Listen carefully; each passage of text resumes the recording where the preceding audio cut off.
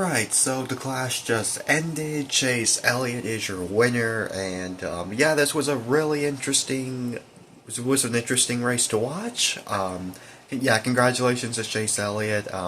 He led over 170 laps today, had the fastest lap of the race, and this was a utter dominant performance by Chase Elliott. And the only driver who led the most laps other than him was Denny Hamlin, which Denny Hamlin, my guy, only led like 28 laps, but man, he was a threat. Denny Hamlin was definitely a threat to win.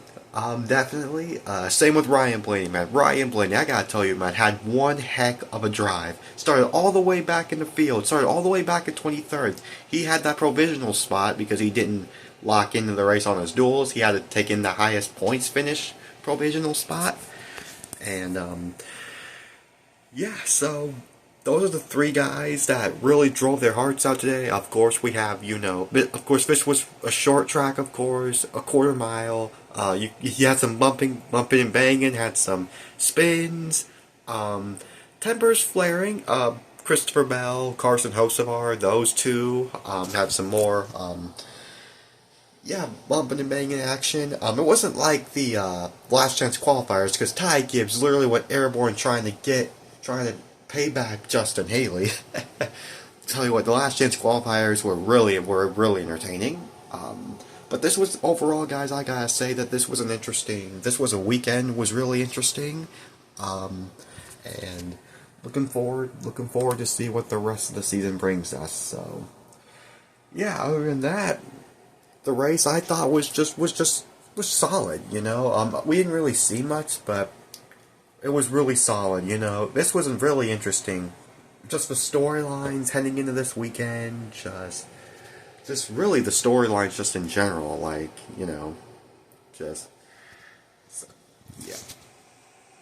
So if you want to know where my guy Denny Hamlin finished, he finished third, so Denny was in the top 5 all race long, and I'd say this was a good way to start the season, top 5 finish of the Clash, Good deal. Bubba Wallace finished 5th, and Tyler Reddick, man. First half of the race, he was up inside the top 5, battling for the lead, and up until then, he just fell back. He just fell back to like 8th or something. Yeah, he fell back to 8th.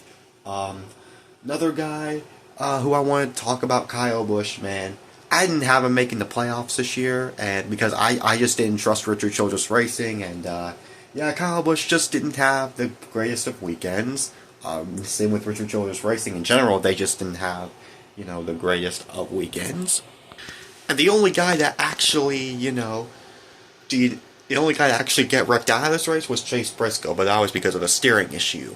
The drivers that made it and won the last chance qualifiers were Kyle Larson and Josh Berry. Kyle Larson, man, he got damage in the last chance qualifying races.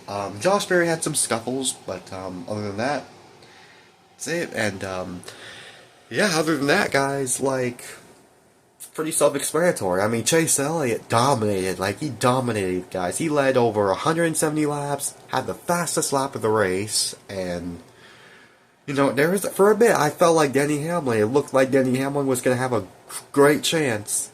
And then Chase Elliott had a winning move. Chase Elliott, it was fun. The battle for the lead was fun. But this was, I gotta say yet again, this was a good race. It's likely that Bowman Gray will be back on the schedule next year for the Clash. So yeah, and if you want to know how I rate or score NASCAR races, I give this one a 6 out of 10. It's in the good category. It's good, it's average to good. So, yeah, Chase Elliott dominated. I mean, I didn't give this score any lower because I thought this was a really interesting race. Like I said before, the Cup Series hasn't raced at Bowman Gray Stadium in over 50 years. This was practically like the LA Coliseum.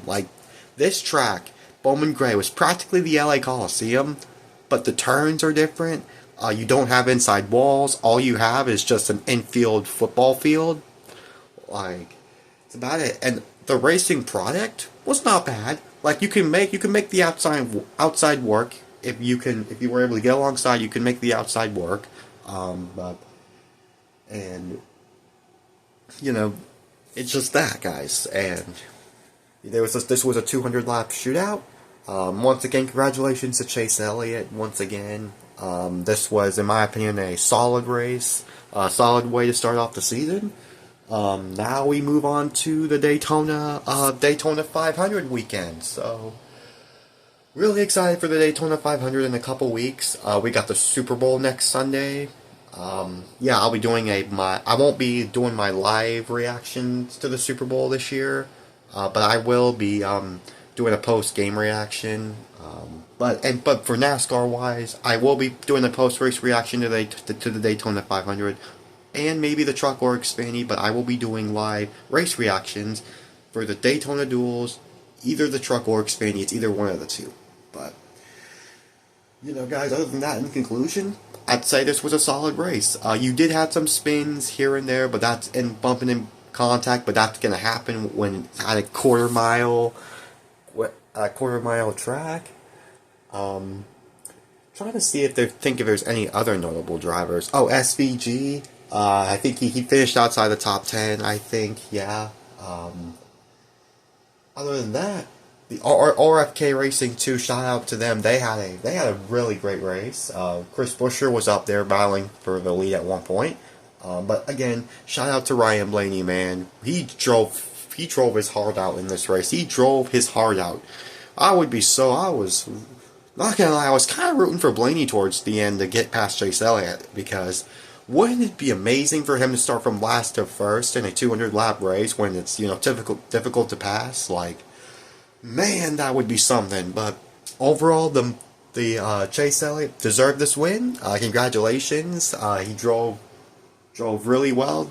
Drove really well tonight, and yeah, this was a good way to start the season, guys. So yeah. So anyways, guys, what do you guys think about this race? And what do you think about this Bowman Gray Stadium weekend?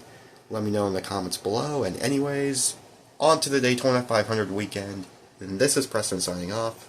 Peace out.